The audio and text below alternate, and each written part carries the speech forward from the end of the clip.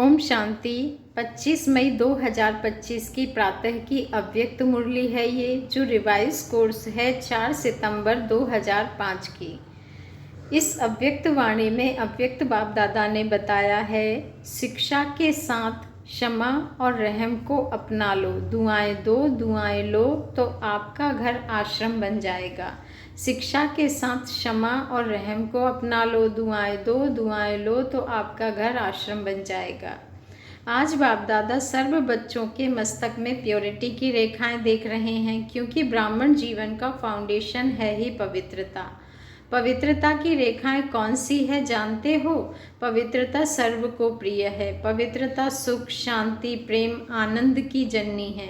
पवित्रता मानव का सच्चा श्रृंगार है। पवित्रता नहीं तो मानव जीवन का मूल्य नहीं। जैसे देखते हो देवताएं पवित्र हैं, इसलिए ही माननीय व पूजनीय हैं। पवित्रता नहीं तो मानव जीवन को आजकल देख रहे हो। बाप दादा ने आप सभी बच्चों को ब्राह्मण जन्म का वरदान यही दिया, पवित्र भव, योगी भव। जिस आत्मा में पवित्रता है उसकी चाल चलन चेहरा चमकता है, इसलिए पवित्रता ही जीवन को श्रेष्ठ बनाने वाली है। वास्तव में आप सब बच्चों का आदि स्वरूप ही पवित्रता है, अनादि स्वरूप भी पवित्रता है। ऐसी पवित्र आत्माओं की विशेषताएं उनकी जीवन में सदा पवित्रता की पर्सनैलिटी दिखाई देती है। पवित्रता की रियलिटी, पवित्रता की रॉयल्टी चेहरे और चाल में दिखाई देती है। यह रेखाएं जीवन का श्रृंगार है, रियलिटी है। मैं अनादि आदि स्वरूप इस स्मृति से समर्थ बन जाता है। रॉयल्टी है, स्वयं भी स्वमान में और हर एक को सम्मान देकर चलने वाला। पर्सनैलिटी है, सदा संतुष्टता और प्रसन्नता, स्वयं भी संतुष्ट और अन्य को भी संतुष्ट करने वाले। पवित्रता से प्राप्तियां भी बहुत है। बाप दादा ने आप सभी बच्चों को क्या क्या प्राप्ति कराई है वह जानते हो ना? कितने खजानों से भरपूर किया है। अगर प्राप्तियों को स्मृति में रखें तो भरपूर हो जाएं।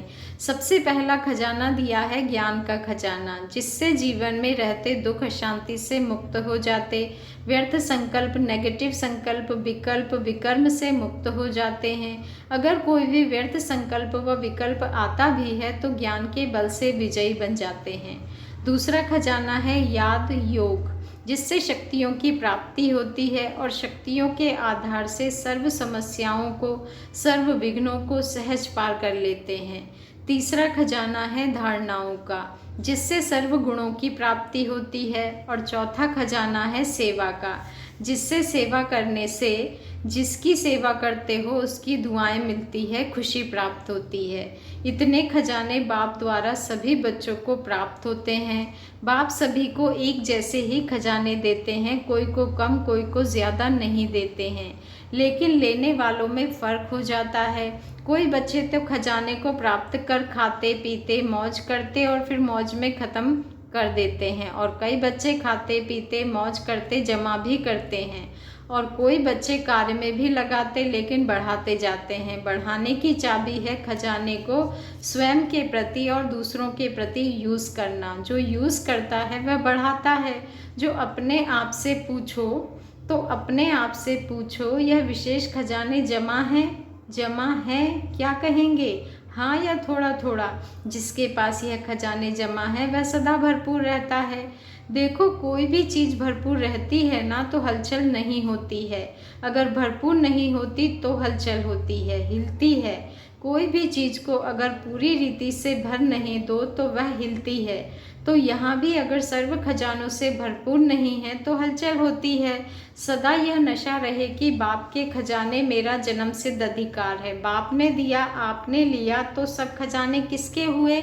आपके हो गए ना। तो जिसके पास खजाने हैं वह कितने नशे में रहता है। जैसे छोटा सा राजा का लड़का राजकुमार होता है, पता भी नहीं होता कि बाप के पास क्या क्या खजाना है, लेकिन नशा रहता है कि बाप के खजाने मेरे खजाने हैं, और खजाने की खुशी में रहता है। अगर खुशी कम रहती है तो उसका कारण क्या होता है? बाप ने तो खजाने दिए हैं, सुना, लेकिन एक है सुनने वाले, दूसरे हैं समाने वाले। जो समाने वाले हैं वह नशे में रहते हैं। आज नए नए बच्चे भी आए हैं। बाप दादा आप लकी बच्चों को आप सबके भाग्य की मुबारक दे रहे हैं। अपने भाग्य को पहचाना है, परमात्मा प्यार, अविनाशी प्यार जो सिर्फ एक जन्म नहीं चलता, अनेक जन्म सदा ही प्यार कायम रहता है। क्योंकि यह जो समय चल रहा है, यह समय भी संगम युग भाग्यवान युग है। भाग्यवान युग है, सतयुग को भी भाग्यवान कहते हैं, लेकिन वर्तमान संगम युग का समय उससे भी भाग्यवान है। क्यों? इस संगम युग में ही बाप द्वारा अखंड भाग्य का वरदान वर्षा प्राप्त होता है। तो ऐसे संगम युग में भाग्यवान समय में आप सभी अपना भाग्य लेने के लिए पहुंच गए हो। बाप दादा बच्चों को बहुत एक सहज पुरुषार्थ की विधि सुनाते हैं। सहज चाहते हो ना, मुश्किल तो नहीं चाहते हो ना। इन बच्चों को, पुराने को तो भाग्य की सहज विधि मिल गई है, मिली है ना, सबसे सहज। और कुछ भी नहीं करना, सिर्फ एक बात करना। एक बात तो कर सकते हो ना, हाँ करो या ना करो, कहो हाँ जी। तो सबसे सहज विधि है अमृत वेले से लेकर सबको जो भी मिले उससे दुआएं लो और दुआएं दो। चाहे क्रोधी भी आवे, लेकिन आप उसको भी दुआएं दो और दुआएं लो। क्योंकि दुआएं तीव्र पुरुषार्थ का बहुत सहज यंत्र है। जैसे साइंस में रॉकेट है ना, वो कितना जल्दी कार्य करता है, ऐसे दुआएं देना और दुआएं लेना, यह भी एक बहुत सहज साधन है आगे बढ़ने का। बाबा कहते हैं अमृत वेले बाप से सहज याद से दुआएं लो और सारा दिन दुआएं दो और दुआएं लो। यह कर सकते हो? कर सकते हो तो हाथ उठाओ। कोई बद्दुआ दे तो क्या करेंगे? आपको बार बार तंग करे तो देखो, आप परमात्मा के बच्चे, दाता के बच्चे, दाता हो ना, मास्टर दाता तो हो। तो दाता का काम क्या होता है? देना। तो सबसे अच्छी चीज़ है दुआएं देना, कैसा भी व्यक्ति हो, लेकिन है तो आपका भाई बहन। परमात्मा के बच्चे तो भाई बहन हो ना। तो परमात्मा का बच्चा है, मेरा ईश्वरीय भाई है, ईश्वरीय बहन है, उसको क्या देंगे? बद्दुआ देंगे क्या? बाप कभी बद्दुआ देता है? देगा? देता है? हाँ या ना? हाँ ना करो, बहुत खुश रहेंगे। क्यों? अगर बद्दुआ वाले को भी आप दुआ देंगे, वह दे ना दे, लेकिन आप दुआ देंगे तो दुख क्यों होगा? बाप दादा आप आए हुए बच्चों को एक वरदान देता है। वरदान याद रखेंगे तो सदा खुश रहेंगे। वरदान सुनेंगे। वरदान है, अगर आपको कोई दुख दे तो भी आप दुख लेना नहीं। वह दे लेकिन आप नहीं लेना, क्योंकि देने वाले ने दे दिया, लेकिन लेने वाले तो आप हो ना। देने वाला लेने वाला नहीं है। अगर वह बुरी चीज़ देता है, दुख देता है, अशांति देता है तो बुरी चीज़ है ना। आपको दुख पसंद है? नहीं पसंद है ना, तो बुरी चीज़ हो गई ना। तो बुरी चीज़ ली जाती है क्या? कोई आपको बुरी चीज़ देवे तो आप ले लेंगे? लेंगे नहीं? लेंगे तो लेते क्यों हो? लेते हो ना। अगर दुख ले लेते हो तो दुखी कौन होता है? आप होते हो या वह होता है? लेने वाला ज़्यादा दुखी होता है। अगर अभी से दुख लेंगे नहीं तो आधा दुख तो आपका दूर हो जाएगा। लेंगे ही नहीं ना, और आप दुख के बजाय उसको सुख देंगे तो दुआएं मिलेंगी ना, तो सुखी भी रहेंगे और दुआओं का खजाना भी भरपूर होता जाएगा। हर आत्मा से कैसी भी हो आप दुआएं लो, शुभ भावना, शुभ कामना रखो। कभी कभी क्या होता है, कोई ऐसा काम करता है ना तो कोशिश करते हैं शिक्षा देने की, इसको ठीक कर दूँ, शिक्षा देते हो, शिक्षा दो, लेकिन शिक्षा देने की सर्वोत्तम विधि है कि क्षमा का रूप बन के शिक्षा दो। सिर्फ शिक्षा नहीं दो, रहम क्षमा भी करो, और शिक्षा भी दो। दो शब्द याद रखो, शिक्षा और क्षमा, रहम। शिक्षा और क्षमा, रहम। अगर रहम दिल बन के उसको शिक्षा देंगे तो आपकी शिक्षा काम करेगी। अगर रहम दिल बन के नहीं देंगे तो शिक्षा एक कान से सुनेंगे और दूसरे कान से निकल जाएगी, शिक्षा धारण नहीं होगी। ऐसे है ना, अनुभव है। आप भी किसका शिक्षक तो नहीं बन जाते। शिक्षक बनना जल्दी आता है, लेकिन क्षमा करना दोनों साथ साथ चाहिए। अभी से रहम करने की विधि है शुभ भावना, शुभकामना। जैसे कहते हैं ना, सच्चा प्यार पत्थर को भी पानी कर देता है, ऐसे ही क्षमा स्वरूप से शिक्षा देने से आपका कार्य जो चाहते हो, यह नहीं करे, यह नहीं हो, वह प्रत्यक्ष दिखाई देगा। आपके रहम दिल बन, आप रहम दिल बन शिक्षा देने, आपके रहम दिल बन शिक्षा देने का प्रभाव उसकी कठोर दिल भी परिवर्तन कर देगा। तो क्या वरदान मिला? ना दुख देना, ना दुख लेना। पसंद है तो अभी लेना नहीं, गलती नहीं करना। जब बाप दुख नहीं देता तो फॉलो फादर तो करना है ना, कर रहे हैं। कभी कभी थोड़ा डांट देते हो, डांटना नहीं, रहम करो, रहम के साथ शिक्षा दो। बार बार किसको डांटने से और ही आत्मा जो है ना वह दुश्मन बन जाती है, घृणा आ जाती है। परमात्मा बच्चे हो ना, तो जैसे बाप पतित को भी पावन बनाने वाला है, तो आप दुखी को सुख नहीं दे सकते हो। अभी जाकर ट्रायल करना, ट्रायल करेंगे ना तो पहले चैरिटी बिगिंस एट होम। परिवार में अगर कोई दुख देवे तो भी दुख लेना नहीं, दुआएं देना, रहम दिल बनना पहले घर वालों को करो। आपके घर का प्रभाव मोहल्ले में पड़ेगा, मोहल्ले का प्रभाव देश में पड़ेगा, देश का प्रभाव विश्व में पड़ेगा। सहज है ना, अपने परिवार में शुरू करो। क्योंकि देखो, एक भी अगर क्रोध करता है तो घर का वातावरण क्या हो जाता है। घर लगता है या युद्ध का मैदान लगता है? उस समय अच्छा लगता है? नहीं लगता है ना। आप लोगों के लिए भी है। बाबा कहते हैं आज वीआईपीज़ के साथ मधुबन वाले समर्पित भाई बहने भी सामने बैठे हैं। अपने अपने साथियों से, अपने अपने कार्यकर्ताओं से ना दुख लेना ना दुख देना, दुआएं देना है और दुआएं लेना है।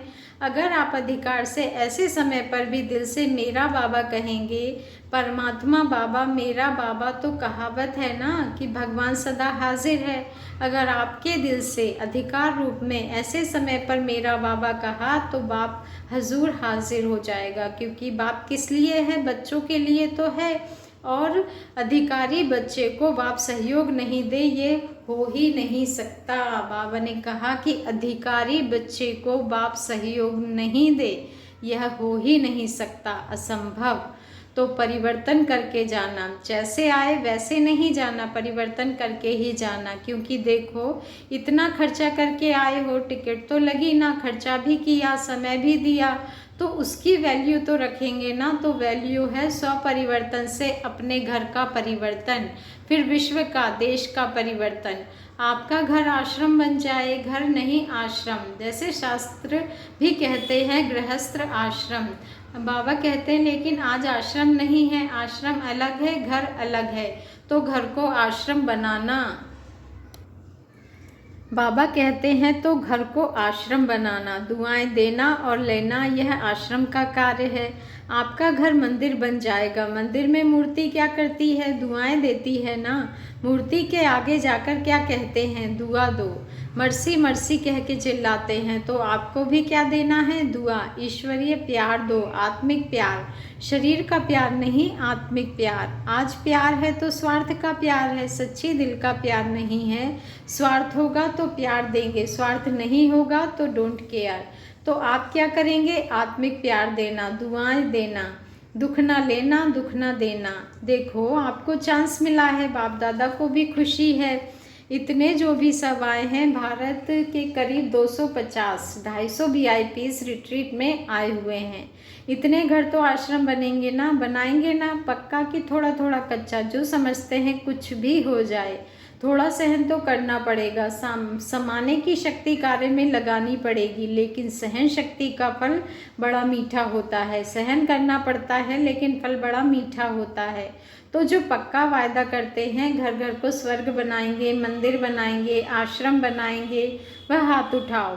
देखा देखी में नहीं उठाना, क्योंकि बाप दादा हिसाब लेगा ना। फिर देखकर नहीं उठाना, सच्चा सच्चा मन का हाथ, मन से हाथ उठाओ। अच्छा दादियाँ, इनको इसकी क्या प्राइस देंगे? हाँ बोलो दादी, इतने मंदिर बन जाएंगे तो आप उसको क्या प्राइस देंगी? अपने घर वालों को ले आवे। यह तो प्राइस नहीं दी, यह तो काम सुना दिया। बाबा जो आज्ञा करेंगे। देखो, प्राइस तो आपको मिल जाएगी, कोई बड़ी बात नहीं है। लेकिन बोले, आप जाने के बाद अपनी धारणा से परिवर्तन करना और 15 दिन के बाद, मास के बाद अपनी रिजल्ट लिखना। जो 1 मास भी दुख नहीं लेगा ना देगा, उसको बहुत अच्छी प्राइस देंगे। अगर आप आएंगे तो मुबारक है, अगर नहीं आ सकेंगे तो भी सेंटर पर भेजेंगे। अच्छा, चारों ओर के देश विदेश के बच्चों की बाप दादा को याद मिली। चाहे फ़ोन द्वारा याद भेजी है, चाहे पत्र द्वारा, चाहे दिल में याद किया है, तो बाप दादा सभी बच्चों को, चाहे भारत के चाहे विदेश के, रिटर्न में दुआएं और याद प्यार पदम गुणा दे रहे हैं। बाबा कहते हैं चारों ओर के परमात्म प्यार के अधिकारी बच्चों को चारों ओर सर्व खजानों से भरपूर, निर्विघ्न, निर्विकल्प, निर्व्यर्थ संकल्प रहने वाली श्रेष्ठ आत्माओं को साथ साथ सर्व परिवर्तन करने और कराने के उमंग उत्साह में उड़ने वाले बच्चों को साथ साथ बाप दादा को सच्चे दिल का समाचार देने वाले सच्चे दिल वाले बच्चों को विशेष दिलाराम के रूप में, बाप के रूप में, शिक्षक के रूप में, सतगुरु के रूप में पदम गुणा याद प्यार और नमस्ते। और हम रूहानी बच्चों का रूहानी बाप दादा को दिल से याद प्यार, गुड मॉर्निंग और नमस्ते। शुक्रिया बाबा, शुक्रिया। वरदान है, भटकती हुई आत्माओं को यथार्थ मंजिल दिखाने वाले चैतन्य लाइट माइट हाउस भव। भटकती हुई आत्माओं को यथार्थ मंजिल दिखाने वाले चैतन्य लाइट माइट हाउस भव। आज का स्वमान है, मैं लाइट माइट हाउस आत्मा हूँ। किसी भी भटकती हुई आत्माओं को यथार्थ मंजिल दिखाने के लिए चैतन्य लाइट माइट हाउस बनो। इसके लिए 2 बातें ध्यान पर रहे। एक, हर आत्मा की चाहना को परखना, जैसे योग्य डॉक्टर उसे कहा जाता है जो नफ्स को जानता है, ऐसे परखने की शक्ति को यूज़ करना। सेकंड, सदा अपने पास सर्व खजानों का अनुभव कायम रखना। सदा यह लक्ष्य रखना कि सुनाना नहीं है, लेकिन सर्व संबंधों का, सर्व शक्तियों का अनुभव कराना है। आज का स्लोगन है, दूसरे की करेक्शन करने के बजाय एक बाप से ठीक कनेक्शन रखो। दूसरों की करेक्शन करने के बजाय एक बाप से ठीक कनेक्शन रखो। आज का व्यक्त इशारा है, रूहानी रॉयल्टी और प्योरिटी की पर्सनैलिटी धारण करो। अपना निजी स्वरूप व वरदानी स्वरूप सदा स्मृति में रहे तो अपवित्रता और विस्मृति का नाम निशान समाप्त हो जाएगा। विस्मृति व अपवित्रता क्या होती है, अब इसकी अविद्या होनी चाहिए, क्योंकि यह संस्कार व स्वरूप आपका नहीं है बल्कि आपके पूर्व जन्म का था। अभी आप ब्राह्मण हो तो ये शूद्रों के संस्कार व स्वरूप है। ऐसे अपने से भिन्न अर्थात दूसरे के संस्कार अनुभव होना, इसको कहा जाता है न्यारा और प्यारा। अच्छा, ओम शांति। शुक्रिया बाबा, शुक्रिया।